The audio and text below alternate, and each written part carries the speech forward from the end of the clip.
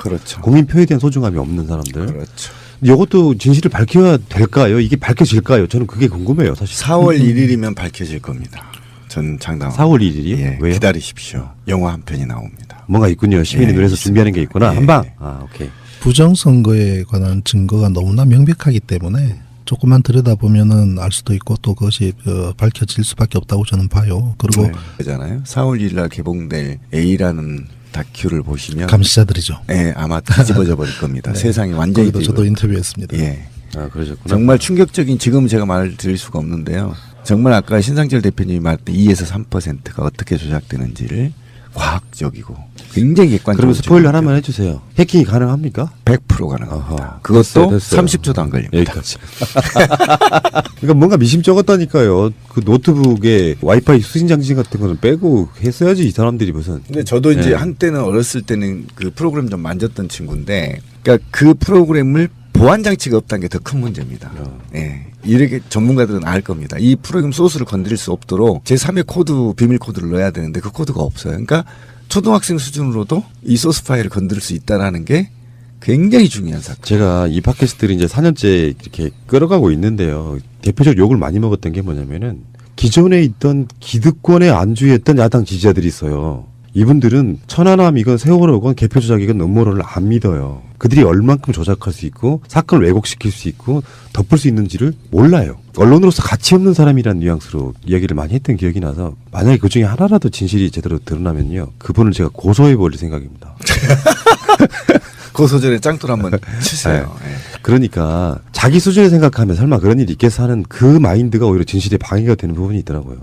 그런데 제가 이제 화가 난 건 뭐냐면 선관위는요, 국민들한테 사실 이런 사건이 의혹이 제기되기 전에 신뢰도가 굉장히 높은 기관이고요. 좀 준엄한 기관으로 인식됐어요. 설마 선관위가. 그런데 우리가 이제 문제가로 나타나고 있는 부분들이 사람들이 상식적으로 인식하는 범위를 넘어서 버리면요. 그렇죠. 안 믿는 경향이 있어요. 그렇죠. 설마.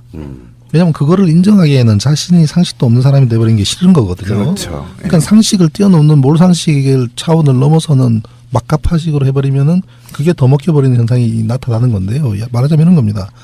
야, 그런 거를 조작하고 하려고 그러면 선관위라고 하는 그 사법기관 전체다가 담합해야만 가능할 텐데 그게 가능하겠냐? 이런 형태로 접근을 하는 거죠. 그래서 실제로 이제 그것이 일어난 현상을 잘 들여다보려고 하질 않아요. 그렇죠. 예, 그리고 이제 국방부 같은 경우도 천안함 사건만 해도 그 국방부라고 하는 거대 조직이 전부 어떻게 여기 일사불란하게 움직였겠냐. 조작하고 그렇게 하는 것이 가능하겠냐. 이런 논리로 이제 접근하게 되면 더 이상 설명이 불필요한 부분이죠. 세월호도 마찬가지입니다. 어떻게 그렇죠. 그 많은 사람들이 네. 일사불란하게 움직일 거냐. 이런 이제 딜레마에 빠져버리게 된 거죠. 그런데 이 세 가지 사건을 보면 실제 한두 명만 알아도 가능하다는 거예요. 이게 지금 핵심입니다. 정말 이해가 쉽게 하나 말씀드리면은 선관 디도스 문제에 관련한 건 사건이 있잖아요. 물론 그렇죠. 디도스도 아니라는 예. 걸 밝혀지기도 했지만 아직도 우리는 디도스라고 인식하잖아요. 그렇죠. 그래서 이제 여당이 선거를 방해하기 위해서 그 짓을 했대. 보도가 정식적으로 나오면 거기까지만 믿어요. 그렇죠. 더 이상 뭘 할 수 있을 거라는 생각을 못 하는 거죠. 그렇다 보니까 사실 진실 파헤치는데 같은 야당 지지자들끼리 그러면 정말 방해되고 힘 빠져요. 그리고 또 이제 또 문제가 뭐냐면 선거 관리를 하는 조직이 왜 사법기관이어야 되죠? 그렇죠. 한번 생각해 보십시오. 사법기관일 이유가 하나도 없습니다. 맞습니다. 그런데 사법기관을 둔 데는 그만큼 공정성을 담보할 거라고 착각들을 하죠. 그런데 이것이 문제가 되는 게 선관위원장은 대법관이고, 그죠? 그다음에 선관위 각 지역에 있는 선관위원장들은 부장판사급이에요. 이분들이 조작에 가담하거나 아니면 조작을 묵인하거나 조작을 모르고 내버려 두는 바람에 이것을 문제 삼았을 때 사법기관이 그 사람들을 조사하거나 처단하거나 할수 문제 없죠. 삼지를 못해요. 왜냐면 동료들이니까.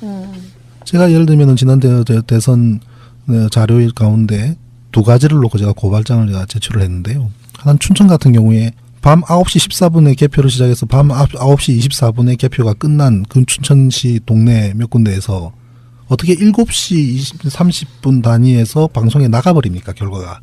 말이 안 되잖아요.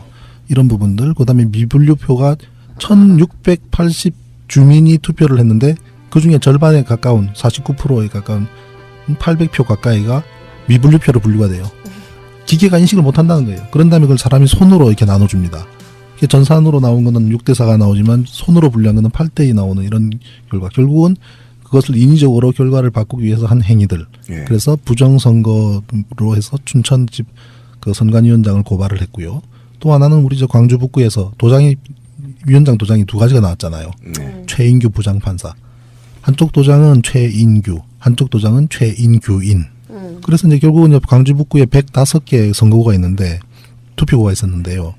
105개 중에서 75장은 오리지널 도장이 찍혔고 30몇 장은 새로 판 도장이 찍힌 거예요. 그래서 그거를 직접 제가 이건 부정선거의 위조에 해당한다 해서 창원지검의 김은정 검사 있었지 않습니까? 그 당시에. 예. 그래서 김은정 검사한테 수사를 의뢰하고 싶다는 코멘트까지 달아서 창원지검에 제가 고발장을 제출했어요. 그러니 고발장을 제출하니까 뉴시스 기자가 이제 와서 붙어서 같이 취재를 했습니다. 그래서 이제 그 부장판사가 통화를 했어요. 부장님, 도장 어느 거 가지고 갔었습니까? 하나만 가지고 갔다. 그럼 이쪽 거 맞습니까? 맞다. 근데 이 도장은 뭡니까? 나도 모르겠다. 그럼 직원들한테 뭐 확인해 보십시오. 10분 뒤에 전화하겠습니다. 그랬더니 10분 뒤에 다시 전화를 하니까 맞네요. 도장을 만들었다고 하네요. 그럼 도장을 위원장도 모르게 도장을 새로 만들어서 모든 투표가 끝난 그 다음 날 찍는 행위는 도대체 뭡니까? 그래서 이제 선관위 직원하고 통화를 했어요. 그랬더니 도장이 두 종류라도 문제될 건 없다라고 얘기를 해요. 어쨌든 당신이 이걸 만들어서 찍은 거 아니야. 그렇다. 그럼 위원장한테 보고하지도 않고 찍은 거 아니냐. 위원장은 아무것도 모르고 있는데. 그러니까 이제 말을 못 해요. 그래서 이제 고발장을 제출했는데 다 기각됐습니다. 왜냐 사법부에서도 이걸 만약에 문제를 삼기 시작하면 전국의 선관위에 있는 판사분들 굉장히 곤란해질 거예요. 나는 그 부장 판사님이 이 내용 부정개표의 내용 전혀 모르는 분이라고 생각합니다. 네, 전혀 몰라요. 모르고 흘러가 버렸기 때문에 그분들은 최소한의 지휘 책임, 전체적인 책임으로부터 자유롭지 못하잖아요. 그럼 전부 다 유죄 판결 받아야 돼요. 전국에 그렇죠. 수십 명의 판사들이. 이거를 검찰이 못하는 겁니다. 이게 굉장히 중요한 게요. 그럼요.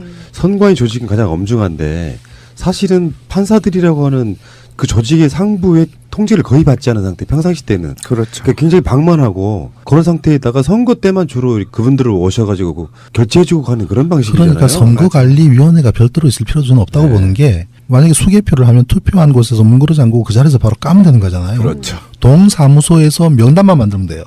그렇잖아요. 그리고 내가 투표하는 용지에 시리얼 넘버가 붙어 있어서 어떤 국민이든 내가 결과가 지금 그대로 잘 보존되는지 보고 싶다라고 소송을 했을 때에 보여줄 수 있는 메커니즘. 지금은 1년 번호가 없잖아요. 예. 선거 끝나고 교체해버리면 알 방법이 없지 않습니까? 이러한 몇 가지 시스템만 갖추게 되면 동사무소에서 선거 있을 때 관리하는 것으로 충분합니다. 그 맞습니다. 시리얼 넘버 같은 거는 원래 있던 걸 없앤 거거든. 법을 개정해가지고. 그거는 그러니까 결국 퇴보하고 있는 거야 선거 시스템이. 부정을 하도록 방조한 결과가 돼버렸죠. 그러니까 도장이 의도적으로 그게 만들었죠.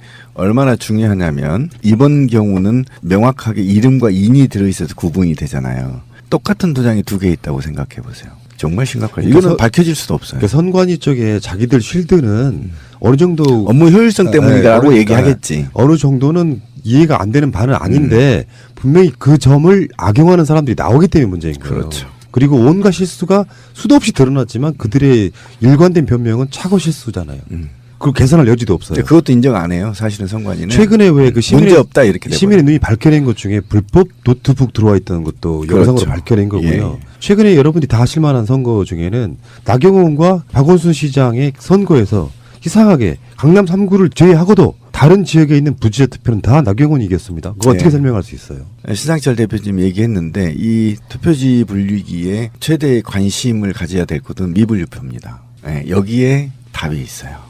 영화 보십시오. 기다리십시오. 예. 미분류표가 흘러나오는 데는 선거를 감시하던 모든 사람들이 그게 뭔지 몰라요. 예. 그냥 줄줄줄줄 뒤로 나서 나옵니다. 거기에 답이 있습니다. 예. 그리고 투표지 분류기는 오차가 제로인 100% 오차가 없습니다. 그런데 그 기계는 완벽한 기계인데 어디에서 오차가 있냐? 노트북에 있습니다. 오차가 나도록 만드는 거죠. 만드는 프로그래밍 된 거죠. 기계는 증명이 됐더라고요. 거의 오차가 없어요. 한틀 시스템 예. 지금도 기억합니다. 그분들이 만든 기계가 바로 우리 돈 찾는 기계잖아요. 예, ATM기. 그죠? 뭐 만 원짜리 5만 원짜리가 혼선이 난다고 그러면은 국가 경제가 무너져 버릴 겁니다. 사람이 이게 보면 기계가 나쁜 거야? 이렇게 기계만 보고 있는데요. 기계는 거의 오차가 없는 아까 돈 세는 게 오차 있는 거 봤어요. 만약에 10만 원 차이인데 20만 원 나온다고 생각해 보세요. 끔찍하잖아요. 또 요즘은 5만 원짜리 1,000원짜리 섞여 나오는데 5만 원짜리 5장인데 6장 나오면 큰일 나잖아요. 굉장히 과학적이고 정확합니다. 기계는. 근데 그 기계를 컨트롤하는 누가? 예. 정확하게 오차가 나게 만든다 이거지. 예. 그러니까 선관위 직원들도 모르고 아무도 모릅니다. 그 아는 사람은 한두 명에 지나지 않죠. 컴퓨터는 능력이 여러 가지가 있는데 그 중에서도 일정 간격으로 랜덤하게 몇 장씩 저리 주라는 명령도 가능하단 말이에요. 그렇죠. 랜덤으로 세 장이 반드시 저리 가라고 하는 것이 아니라 일정 부분 랜덤으로 1초간 예를 들면 쭉쭉쭉쭉 분류를 하다가 1초 동안 랜덤을 줘버리면 1초 동안 두세 장은 휙 가버리잖아요. 그죠? 그런 여러 가지 방법으로 조작 가능한 것이 전산을 활용한 방법이기 때문에 정말 충격이 될 겁니다. 사회적 논란은 이런 것들이 있어요. 이상하게 그 번지 덮여지는 부분이 있잖아요. 이런 거 있잖아. 이제 뭐 정권도 바뀌었는데 굳이 이런 논란 만들어 다시 파헤칠 필요 있어? 하는 사람들 분명히 나옵니다. 그러니까 그때 속이 터져버리는 거예요. 그러니까 역사가 청산이 안 되고 계속 이상하게 흘러가는 거예요. 방송 들으신 분 중에 뜨끔하실 분 있어요. 저는 그런 사람이 있으면 그런 사람은 개무시해 버립니다. 왜? 그런 사람들은 역사를 진보시키지 못합니다. 이제 거기서 이제 뭐 시발단 위의 분들, 일베일 위의 분들의 반론 비슷한 게 하나 있는데 전자개표기는 민주정부 때 도입된 거다. 저 그거 부정하는 게 아니라요. 그것이 나는 부작용이 생겼다라고 하면 빨리 시스템을 환원시켜가지고 수개표로 다시 바꾸는 게 맞을 거예요. 그것도 좀 잘못으로 밝혀졌죠. 한나라당이 법안을 이미 만들어 놓고 김대중 대통령 때 도입할 수밖에 없게끔 이미 법이 이전에 통과된 상태였었어요. 그러니까 실제로 기계는 김대중 대통령이 들어왔지만 그 법안은 이미 그 전 새누리당이 한나라당이죠. 한나라당이 이미 통과시켜 놓은 법입니다. 다수일 때. 그러니까 그것도 잘못된 겁니다. 근데 중요한 거는 우리가 칼을 가지고 음식 만들 때 쓰느냐, 그죠? 남을 해치는 데 쓰느냐의 문제라고 생각을 해요. 그 시스템도 중요하지만 그럴 의지를 가지고 그런 목적을 가지고 쓴 사람들이 부정한 방법으로 그걸 썼을 때는 방법이 없는 거죠. 그렇죠. 그러니까 지금 만약에 천안함이나 세월호나 부정선거에서 신상철 대표님처럼 자기 희생이나 또는 그 희생을 담보하고서라도 진실을 알고 싶다라는 분이 없었다면 역사는 발전하지 않습니다. 그렇죠. 신상철 같으신 분들이 어쨌든 역사를 만들고 그래서 신상철 같은 대표님이 계시길래 저 같은 행동하는 또 시민의 눈이 만들어졌고 이제 더 이상 절차상의 부정에 대해서는 어쨌든 100% 지켜보겠다. 처음부터 끝까지. 그래서 그 신상철 대표님께서 새날의 아버지가 되신 거예요. 그러니까요. 고맙습니다. 큰 위로가 됩니다. 그게 어떤 부분이냐면은 자주 안 나오시더라도 우리들의 어떤 정신을 뒷받침하고 있는 이론적 배경, 정신적 맞아요. 배경이 되는 거거든요. 이제 우리 또 푸른 나무님이 몇 번 연락도 주시고 해서 이제 저도 달려오고 싶지만 좀 더 확실한